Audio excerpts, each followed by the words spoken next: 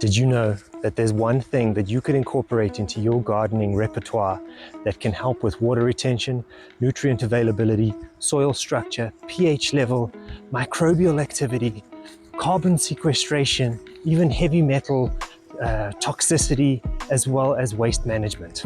Well, you're in the right place to find out what that is on The Secret Life of Plants.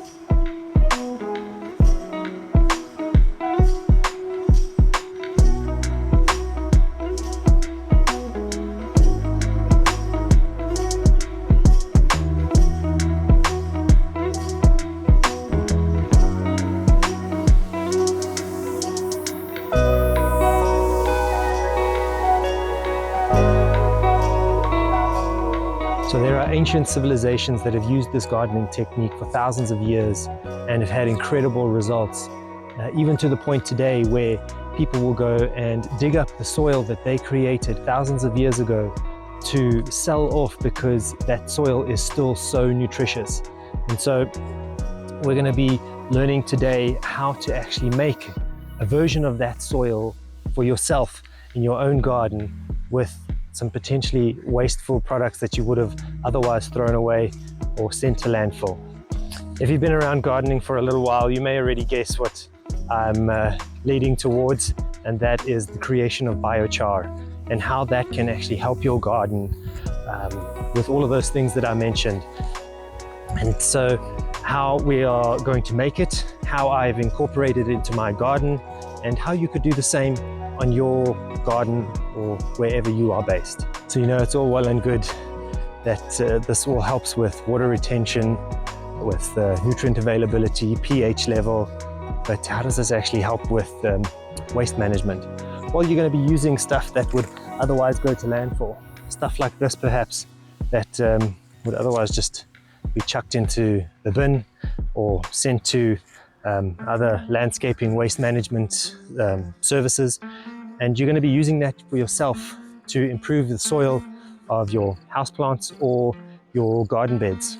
And so you are using materials instead of letting them go to waste. And so that's why I really love this technique.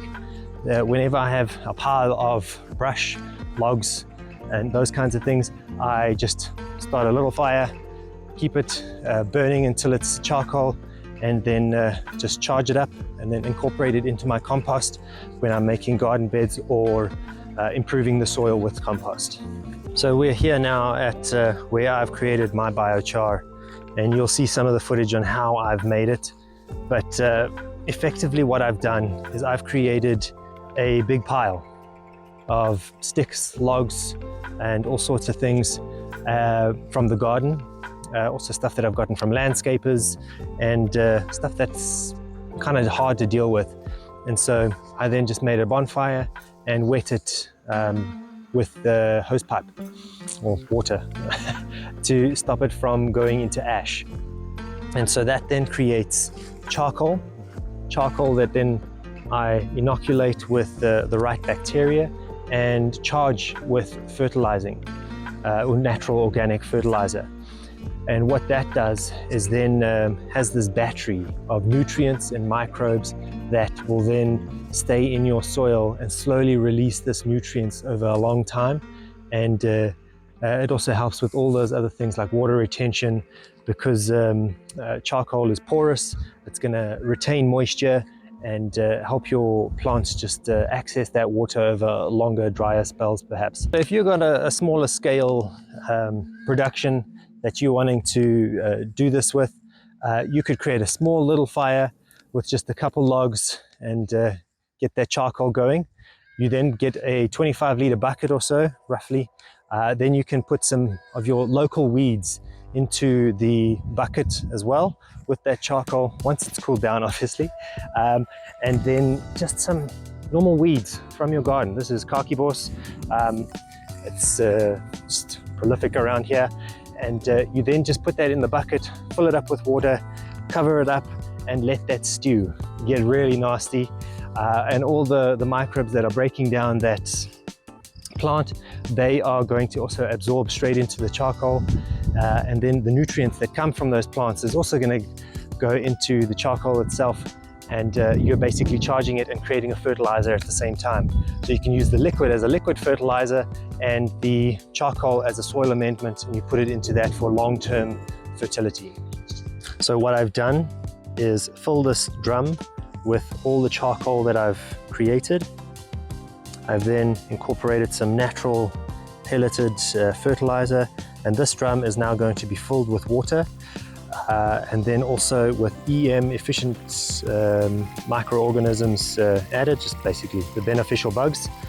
Those will then inoculate this, all the little tiny cells within this charcoal, and then what that's going to do is just slowly release into the soil over time.